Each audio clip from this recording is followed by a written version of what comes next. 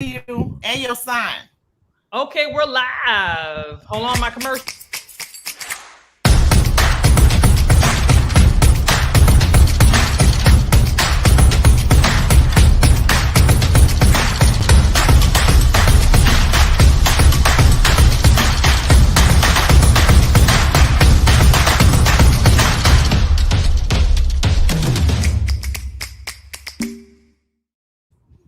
How y'all doing? Hey, welcome back. Welcome back. We have to put that song in. Welcome back. That's the song we need to put on. Anyway, we told you that we were going to have another candidate on Monday. Remember co-host? You want to go ahead and introduce co-host? Oh yeah, we have Daryl Campbell. He's one of the another candidate for District 94, which I heard there's a change in the map, so the number might change at some point. So he'll probably tell us a little bit about that. He's running for the seat that was held by my favorite Gator, Bobby the Boast, Gator Nation.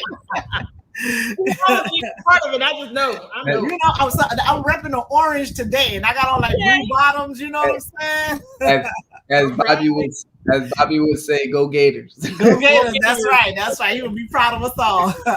Yeah, but this ain't about me. This is about you, right? So yeah, Daryl Campbell, one of the candidates for District 94, it's House District 94, and as we were told last week, basically whoever wins January 11th has the seat. And they get to go to Tallahassee and hopefully start representing people from the district. I heard every now and then some shenanigans may go on and they might try to make that hard, but we're going to speak it into existence that the winner will go in and start doing the people's work. And so instead of me talking, let's let Daryl introduce himself and tell us what it is that he's going to do for the people of District 20 and why they should earn his vote on January 11th. 94, not That's District right. 20. You said Did I say District 20? Yeah. Oh, I'm sorry, but I said District 94 before, and I kind of messed up with the District 20. But District 20 is also on the ballot on January 11th, too. So my bad for that. So District 20's race will also be on the ballot. But today, we talking about District 94, House District 94. We're trying to get him to Tallahassee, and he's going to tell us why. All right. Awesome. Well, thank you for having me on. My name is Daryl Campbell. I am a candidate running for State Representative District 94. Right now, we're in the midst of a special election that's set for January 11th. Early voting starts New Year's Day. And so the reason why I am running is because I feel that I am that candidate that will listen to issues and will work for the people in District 94. I am a licensed clinical social worker. I currently have a private practice where I counsel individuals in our community that are struggling with mental health issues. As of late, since the start of COVID, I've been seeing an influx of young Black men that's been coming in asking for help. And so, if you know anything about that demographic, and I can relate. I'm one of them, and I struggle asking for help at times. And so, just to see these young individuals reach out and ask for help has been an amazing blessing to be a part of. It's so hard to do, but the moment they've asked for help, you've seen the outcomes, and they're able to find purpose in their life. A lot of times individuals struggle with finding that purpose. And so seeing these young men find their purpose and really excel and soar to new heights that they never thought they could has been an amazing trait. While doing that, I also worked for the current representative, Bobby DuBose, as his legislative assistant in this past session. And I was his campaign manager for this same seat for his reelection in 2020. And so I'm just picking up my mantle and continue to move the leadership here in our community forward. All right. Those are all like some really good things. So I know that I believe. Well, I think I know, but I also believe that when you're a house, when you're a representative, right, you get to put about 6 bills forward. I think that's the difference with the House and the Senate. Senate has unlimited numbers. I believe House reps have about 6. Can you tell us, like, do you have 6 that you already have in mind? If not, can you tell us a couple of the bills that you want to get put forward once you're in Tallahassee? No, I don't have all 6 at this time, but I definitely know that something that I am going to and really want to really focus on is ensuring that we are are putting mental health at the forefront in our policies. That we're focusing, that we're getting funds towards services. Right now, Florida is 48th out of 50 states in accessibility to mental health services, and so mental health care, and so that is just that's just backwards. In how do we help individuals that need the help? How do providers reach out to give that help without any barriers? And so I want to make sure that process is a more smoother, more transparent, and very clear for individuals on both ends to access. And so that's going to be one of my main focus when I'm in State House. Okay, and that's definitely important because we've seen a lot, like you said, you've seen an increase in people asking for help, and I'm so happy to hear that too, because that means that the stigma that's associated with mental health, particularly in communities of color, is fading away. The mere fact that people understand, right? But then that's another piece to that too, is because of this pandemic, people have realized that I need some new tools. I need some coping skills. And if I don't do something about it, this can go left. You know what I mean? So I think that's part of it too. So it's also awesome that you get to see that. And I know as part of your campaign, you've been doing some canvassing. So what types of things are the people looking for, asking about? What's like front of mind for them? And what is it that they say that they want their rep to do that's going to represent them? Well, they're saying a number of things. One is definitely the mental health aspect of it. As we've seen through our jobs report in September, 4 million people left their jobs, and so we got to ask the question: where are they going to? Because before the pandemic, they stuck through it, but as soon as the pandemic hit, when we need financial support to help our families, to help pay for these extraordinary high rates that we see going up. Where are they going? What's causing them to quit their jobs? And I think what's happening and what we're seeing is that people are starting to really pay attention to their mental stability. I'm not gonna slave at a job for peanuts on a penny, just to get chewed out and not be appreciated. And so I think it's important that we really pay attention to that, and that jobs pay attention to how they're treating their employees and looking for ways to compensate that. We need to have quality jobs. We need to have jobs that are really going to pay our workers livable pay. It's just unheard of in my parents' time that they had to work 4 jobs just to make a livable wage. And so it's just unfortunate nowadays that we're dealing with so much and looking at that aspect. And so they're talking about that. They're talking about quality jobs. They're talking about their economy. They're talking about economic development. They're talking about those issues. And then you got criminal justice reform issues that we're also dealing with. We've seen what happened with George Floyd and others. And so it comes a time where in our community we're just tired, and we just need to look for ways to decompress. And to decompress is to take a step back and really understand what is my purpose, what is it that I want to do, and where do I go from there. So you talk about jobs, and very interesting. And one of the things that my co-host and I have been discussing lately is the livable wage. We've noticed there is a high inflation on rent. Housing has become unbearable. And one of the things that we talked about is that there is no cap here in the state of Florida of how they can raise the rent and how far. And we need legislators up in Tallahassee to kind of intervene. I think it's important that they intervene. What do you think? What are your thoughts on that? Because the way that things are going, there's a lot of people who are going to end up being homeless, because one of the things that are happening is that the rate of the rent is going high, but then the requirements, like you need to make 3 times the rent and all that other stuff, still stays the same. And these people have not gotten a living wage. And I know that we passed in the last election increments of $1 until 2026 to get up to that $15 an hour. But that $15 an hour is needed right now.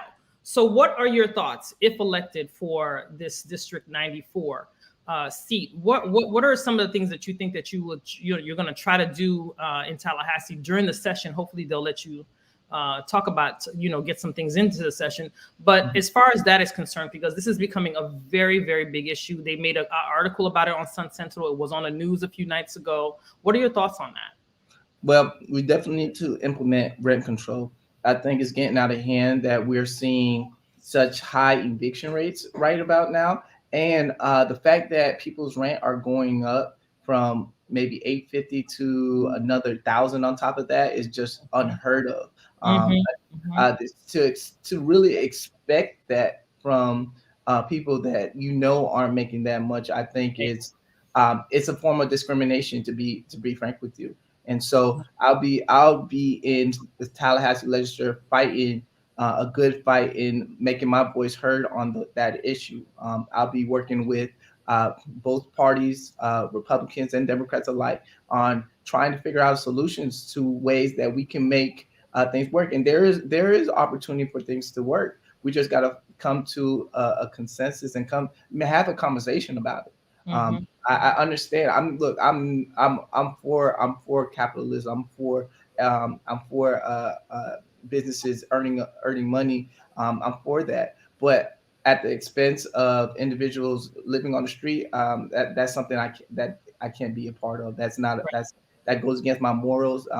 Goes against my values. It goes against everything I do as a social worker in speaking up for the people and actually advocating for them on their behalf. Yeah, because at that point, I mean, if you went from 850 to 1800, it sounds like, okay, move. And it's like, move where? Like, where are you? Like, I'm trying to figure out, where are you sending this person to live at this point? You know what I mean? Like, where are they going to go find affordable housing?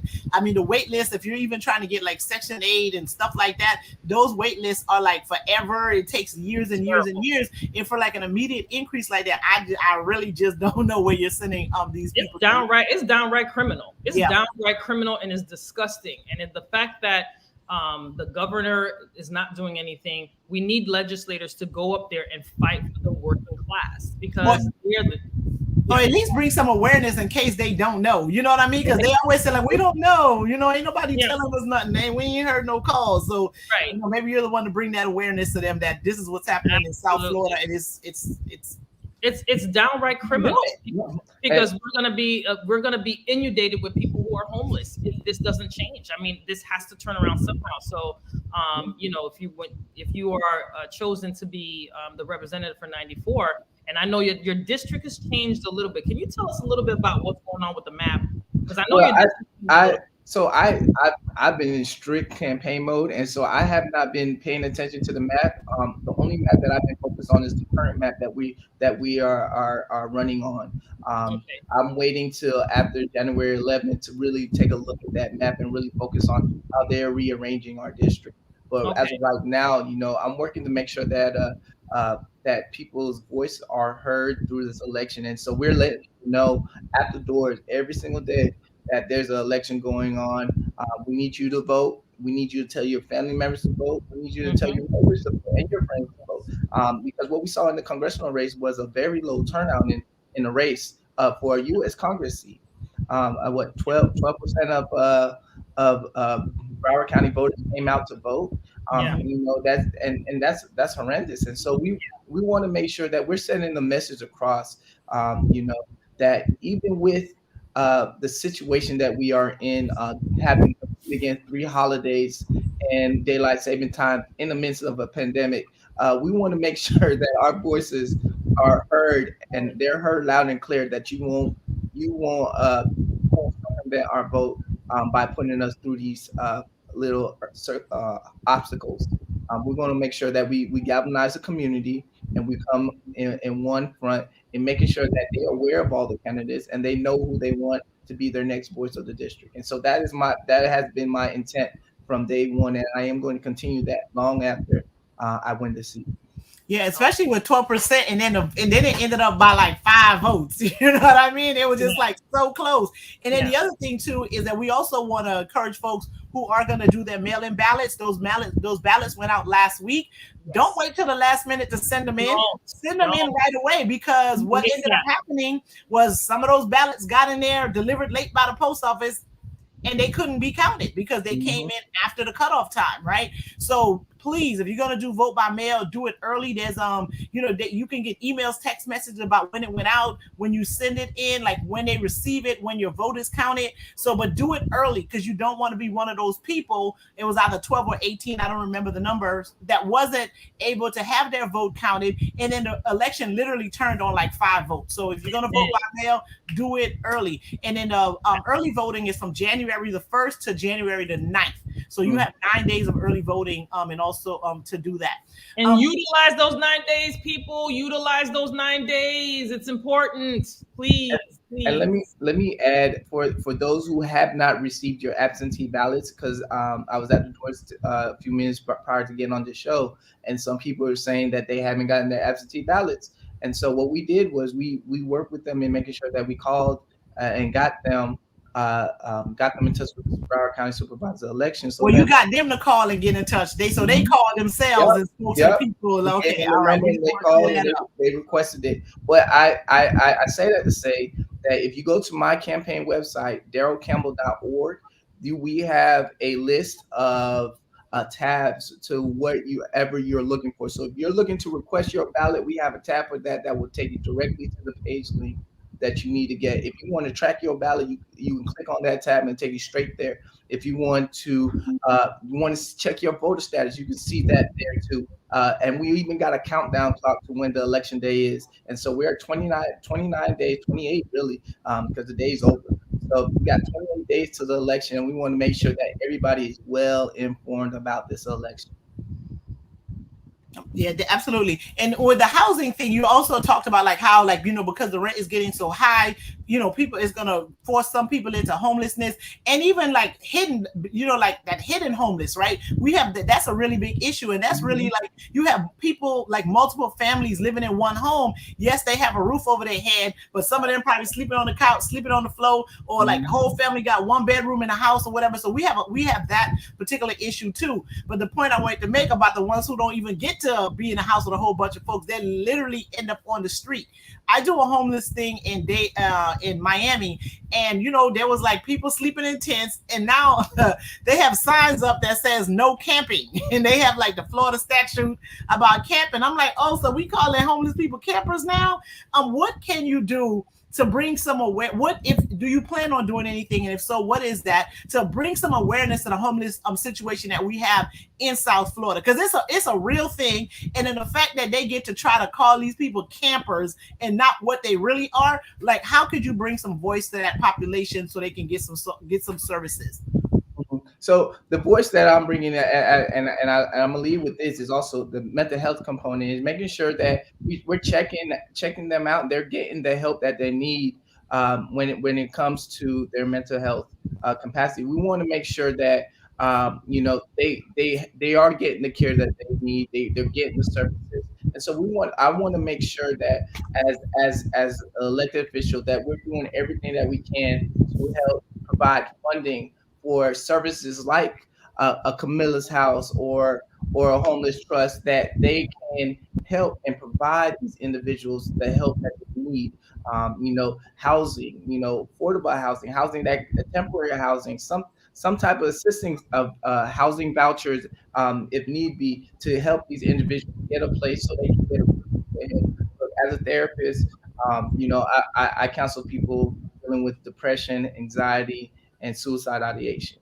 And if a person is coming in with some of this, one of the things I evaluate is whether or not they have a roof over their head. If they're coming in with depression, they don't know where they're going to sleep at night. I can't come in there with an approach about, oh, let's breathe it out, let's do breathing meditation. It's all right.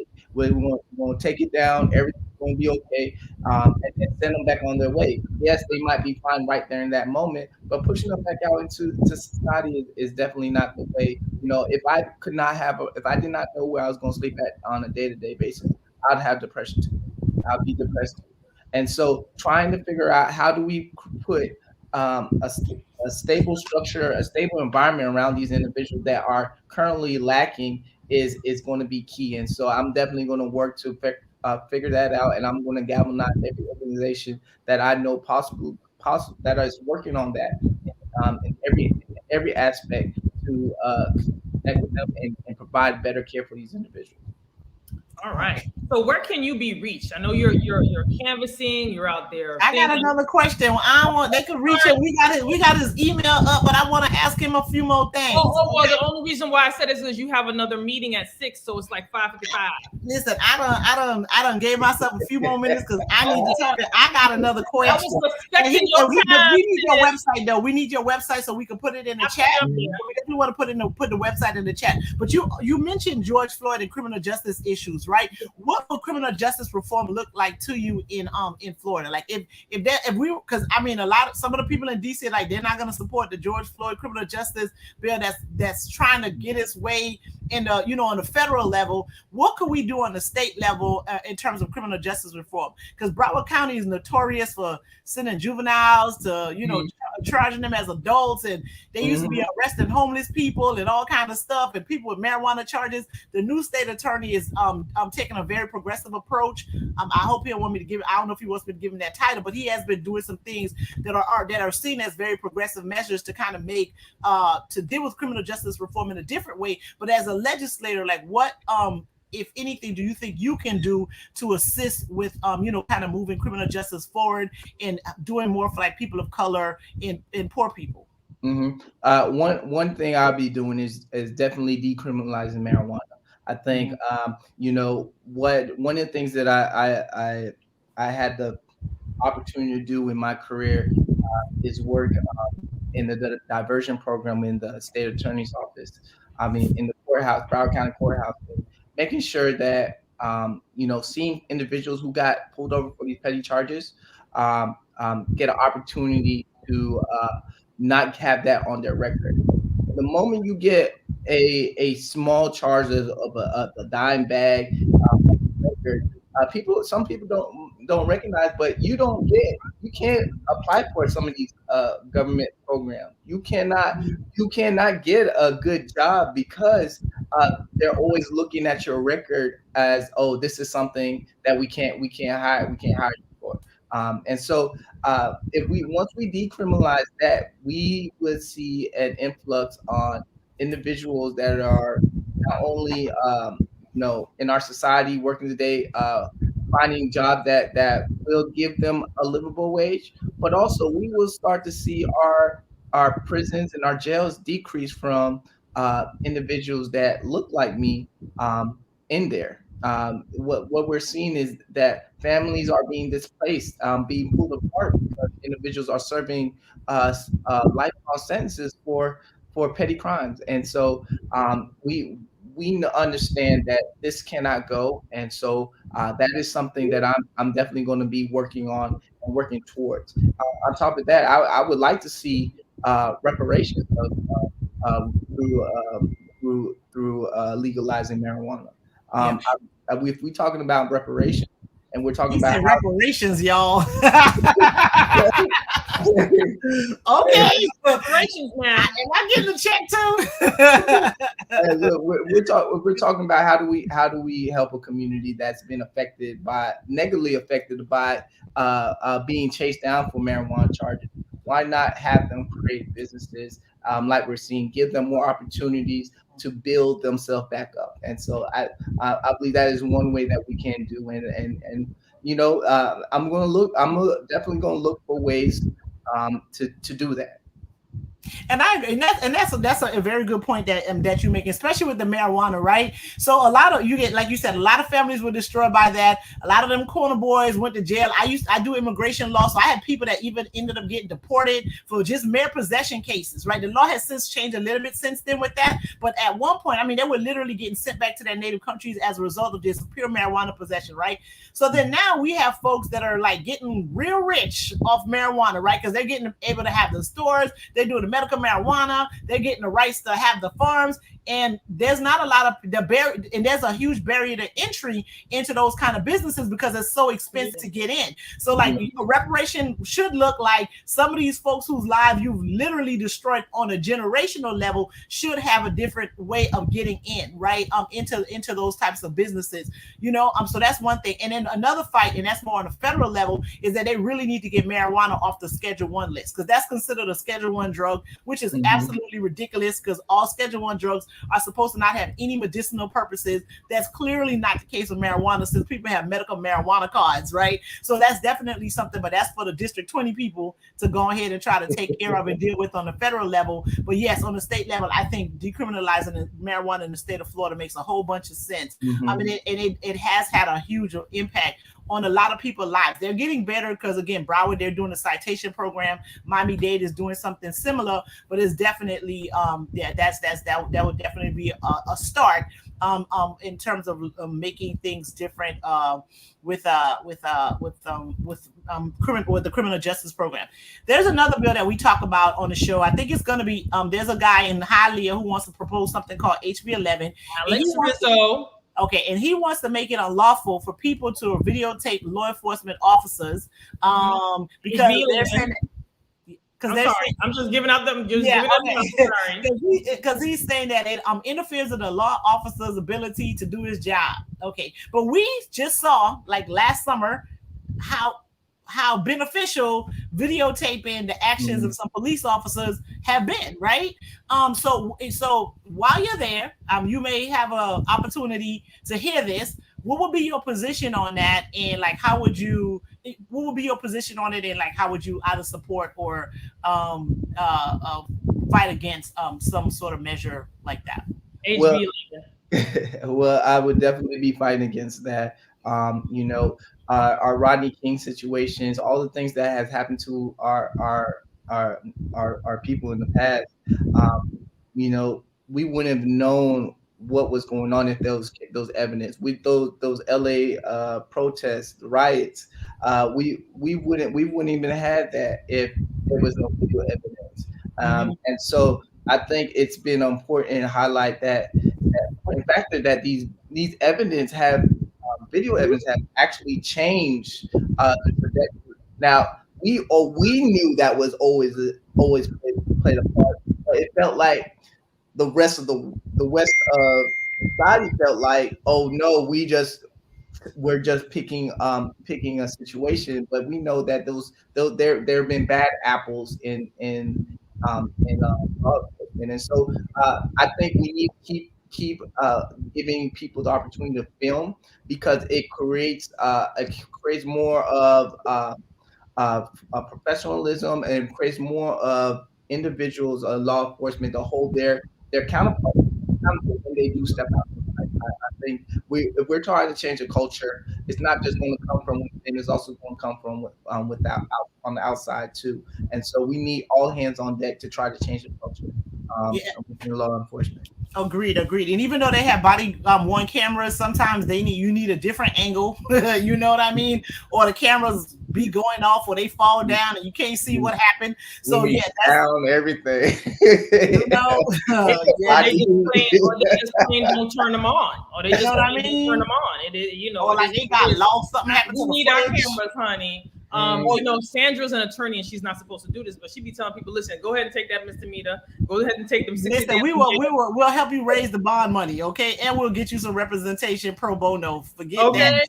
And even with the cameras, we had I think that Laquan McDonald case, it took like 16 months to get the video of like what happened. You know what I mean? So even when there is evidence, depending on what the culture of that particular department is, you may not even be able to get it. You know what I mean? And then they also had that issue in North Carolina that was this year too, where there was video of, and they were like, oh, we can't make it public. And the family could barely see the video. I'm like, but that's their whole relative, and the judge gonna sign an order and be like, you can't see it. So yeah, we definitely need some, we do need the citizenry to go ahead and keep these individuals accountable for like what it is that's going on. But the last thing I wanted to talk about too, is the environmental issues are also very important in Florida, right? We got the red tide, the blue green algae, and all of these different kind of things, and big sugar seems to be a problem. I don't know. I ain't gonna ask you if you got no campaign money for them or nothing like that. But what type of is the environment one of the issues that are of concern to you? And if so, what does that look like, and what is it that you want to do to help with the environment? Yeah, environment is always the issue of concern because we know, we need clean air for us to actually do what we need to do, to breathe, to live. We need clean water to to drink, because we see what's going on in Flint, Michigan, when you don't have access to clean water. And so, but unfortunately, in our community, we're so pressed with um, so much issues dealing with housing and mental health and uh, economic development. How do I get paid livable wages? That is not on the forefront of our community's mind. Even though it should be. It should be, yeah, absolutely. But when you're pressed with figuring out where you're going to live from day to day, the last thing on your mind is the environment. But definitely, I definitely want to definitely fight for an environment that we have, that is clean, that's suitable, that we can live in. As you've seen in Dillard, we saw our community fight against infrastructure that they were trying to place within our community, that would have been unhealthy for our environment, unhealthy for the people that lived around it. And so we wanted to make sure, there are moments and periods where our community does stand up and speak about the environment. And so I will definitely be on the forefront of that. My thing is being a voice of the community. And so what the community says goes. And so I'm just a face, but they are the voice. And so I'm speaking on their behalf. I'm learning their issues and making sure that I stick to it on the same trajectory, making sure that if we can stop something in advance, and so improving their environment, improving their areas of live where they're living would definitely be something that I'll be mindful and cognizant about. If anything, I've shown in this whole process of running a campaign, I've shown ability to see things ahead and and I'm working on looking around the corner. I'm the only candidate in the race that has qualified by petition, with the short amount of time that we've had. And so my ability to galvanize the community and actually listen to their issues is resonating to individuals, and they are they are the reason why I am here, because I'm channeling their inner them. I'm saying the things that they want to say, but they know it probably won't come off the same way as I all say it. So what's your position on Medicare for all? Like how you gonna get the Oh, status to go ahead and take that health care money so people oh get my some God. better. We need to expand Medicare for all yesterday. We are seeing the research that are coming out of the states that have expanded it, that the people there are less, they're seeing less uninsured. There is the emergency rooms, emergency cares, they are not as packed as they were when they didn't have insurance. And we're also seeing that people, amazing enough, care about their health. And so they are taking preventative measures to ensure that they are staying on top of their health. And so what this is telling us is, if we give people the opportunity to have health care, they are going to take it upon themselves to make sure that they do what they need to do to make sure that they're uh, uh, not feeling, not getting back, not getting hurt, not make sure they're taking care of themselves in preventative ways. And if the pandemic has told us anything, we should not rely on jobs to be the whole source of being that individuals get their Medicare, health insurance, health benefits from. Because once they lose their job, they have a delay in the service of getting that. And Cobra ain't cheap. If anybody know what Cobra is not cheap. I mean, it has gone. The price of it has gone down since the Affordable Care Act. Right, that was one of the things that President Obama did that he really doesn't get a lot of credit for. But as a person that had to pay for Cobra before, I'm telling you, Cobra is not cheap. You know what I mean? Yes, you get to have insurance and you get to keep the same one that you have, but it's usually like 10 times what you used to pay through your employer. So yeah, we definitely need something very, very different than what we have right now. You know. So what I'm hearing you saying, you're gonna come over there and bring the pressure up to Tallahassee. Awareness first and pressure with it.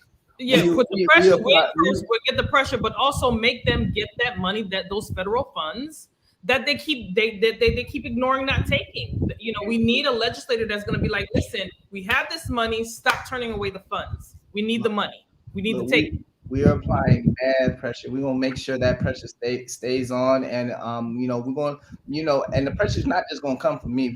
We're developing coalitions on top of coalitions to fight this good fight, because it needs to be done, and so I'm not the only person saying this. Our community is saying this. Outside organizations are saying this, and I think we have the support that's needed to make sure to ensure that we get the conversation had and we get that policy in to make this big change in our community. Absolutely. All right. So I think those are big ones. Oh, and the other thing, so this is my request, right? This is my request right here for y'all, for these people, right? Well, that's right.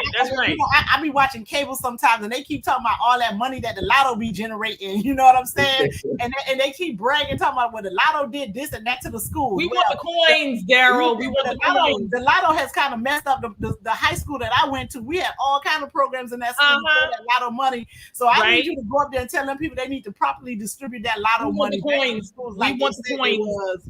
We want the educational coins. We want the educational coins in the education, like they said they was gonna give it to us. They're bragging that lotto money is supposed to be helping schools. I need that.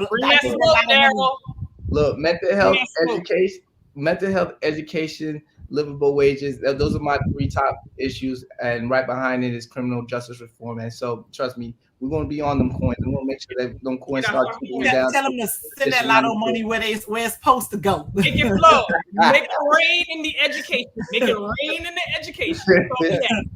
Yeah, that's what I've been bothering the candidates about. I'm like, yo, that lotto money is what this lotto money ain't doing. We got roofs falling down. We got. I keep talking about the Sardasky fund. I keep talking about that Sardasky fund. However you say that thing, whatever. But where is the lotto money? Well, that was the housing money, right? The Sardasky was housing, and they ain't doing that right either. Yeah. Well, we want that, and we want the lotto fund. They stay chipping away from the Sandusky fund, and so we want to make sure that they don't do that, because right now this is a time where we actually need. Absolutely. All right, so are you done, co-host, with your question? You know what I mean? He answered all my questions. I appreciate it. He got to the point. He tell us what he gonna do. He's like, I ain't come here to be running my mouth talking about nothing. He's like, every word I said counted. He made every single word count. Right. Answers count. That's what we talking about. I ain't mad at you. He's like, I ain't come out here to just talk and brag and say stuff and talk about other people. You see, he ain't talking about nobody else. He said, I came here to talk about what I'm going to do. You know what I'm saying? We're here for it. I'm excited for what our community has. The leadership that our leaders have provided. I know everybody was concerned about, where are these guys going? That's running for the Congress. But the infrastructure that they provided underneath is showing its head now, and so I'm excited for the amount of hope and involvement that we got in this community, just not just by myself, but the candidates that we got involved in this race. And so I'm looking forward to it. I'm looking forward to hearing what the people have decided, and I'm looking ready to galvanize people from all different aspects, all different communities. I got 6 cities that I'm working with, and they're all different. They're all different, and they all have their own on issues that need to be shed to light. And so I'm walking every day to try to figure out what their issues are, and figuring out the ways to make sure that it's shown and is heard through the policies that we put in place. So I'm looking forward to creating a lot of amendments, because I know in Tallahassee we definitely don't have the House, but we definitely will be making progress through making sure that I make connections and talking with individuals across aisle to make sure that I get things done. And so I want to but your top three, everybody need that. The education, the mental health, everybody need that. So even though it's six cities, all them cities need those issues. That's important. We're gonna make sure they get your top three are very broad, and it covers all that. We all need that. The state of Florida needs that. That ain't even just in 6 cities. That's everybody in the state of Florida. I just need you to put the pressure on the money that they turning away from Medicare and Medicaid. I need you to get our education funds from the lotto. We want that. And then we gotta have Sandusky housing money, because they about to put people on the street with pressure on that rent. I need you to bring the heat, Daryl. Bring the heat up in there. Hey, I'm bringing the heat, and I'm bringing my whole community with me, so that heat is applied with pressure. That's all right. So I ain't gonna talk about nobody else, but I'm gonna brag on my favorite Gator, right? So one of the things that we usually ask about is we've asked other candidates when we interview them, like, what have they done to prepare somebody else for their seat? Have they reached back? Have they, been? So I'm gonna have to shout out to my favorite Gator, right? Because he worked on his campaign. He worked with him, and there we go. He got his person, right? He's not in his seat anymore, but he has somebody that's right there ready to take on the mantle and continue the great work that he was doing for District 94. So I'm gonna have to shout out my favorite Gator on that one, right? Because ain't nobody else brought this, okay? So that's Gator Nation. I definitely have to shout him out too, man. I think the leadership that he's provided has been amazing. And so for me to sit behind and just watch him and work with him in talking with community members and learning what the issues that they see from their perspective has been enormous. I think the best thing that I've learned from him is to always have the community at the forefront. No matter what, don't shy away from the community. And so I'm making sure that is something that I live by, that I wear on my heart, on my chest. I may even get a tattoo once I win. So, you gotta talk to your parents about that one. But I'm coming with a community mindset, and we're going to make sure that this community is moving forward. Just like my predecessor and the predecessors before him have done. All right, thank you. All right, so now you can tell the people how to get in touch. They need to give you some money. You need some of their time. So let them know how they can do all that. Look, so you can donate to my campaign. You can request to volunteer. You can read up on me. You can look at all of the things that you need for your ballots. Request a ballot, check your voter status, track your ballot at www.darylcampbell.org. That's DARYLCAMPBELL.org. And so we're keeping everybody updated. If you go to that page, you can see everything about me. You can see my Instagram, Facebook. Those are my personal pages. So you can see who I was back in 2005 when I was a young whippersnapper and I didn't know what I was doing. And so, but I want people to know who I am, because I want to be as authentic and real. And even when I didn't know what my purpose was going to be, before I started this thing called running, campaigning, I was always a person that found his way in the community. There was something I was always doing in the community. And so if you don't get nothing out of my speech, just know that I am willing and able and will be working for my community movement.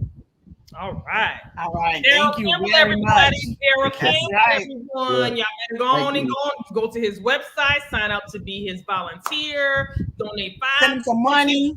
Okay. We got 28 days left. 28 days left. Come on, give him that extra push that he's looking for.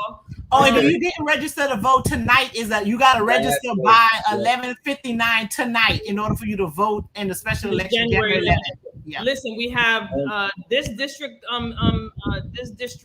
94. We also have State District 33 and U.S. District and 20. U.S. Congress 20. All are going to be on the ballot in January. Listen, guys, the way that they came out last time for this District 20 race, let's not have y'all to call everybody, your mama, your cousin, and your sister too. Absolutely. As you can see, your vote does matter, and it is important. Right? Don't let anybody tell you that you not voting don't mean nothing. No, every vote counts. Okay, because every vote. And for my race, if you're a Democrat, Republican, MPA, you can vote in my race because they're. We learned something new again. Yeah, because there's no Republican or no MPA candidate. Yes. Right. Okay. So whoever wins that day wins. For that. Everybody can be you're going to be on everybody's ballot in January. That and the congressional race. And just pay attention to your ballot, guys. Pay attention to your ballot. Okay. All right, Daryl Campbell, everyone. Awesome. And shoot me an email. I do respond to my email, so I see the email coming. And so shoot me an email. He does. He responds to his email. All right, Daryl. Thank you so much. Thank you so much. Let people know who you are, what you about to do for us, and all that. Putting that pressure up in Tallahassee. We're gonna bring that money. We're looking forward to the thing. All righty, y'all. All right. Y'all have a good one. Bye bye. Good one. All right. Hold on. Wait a minute. Do the commercial. No recap for me because I gotta go.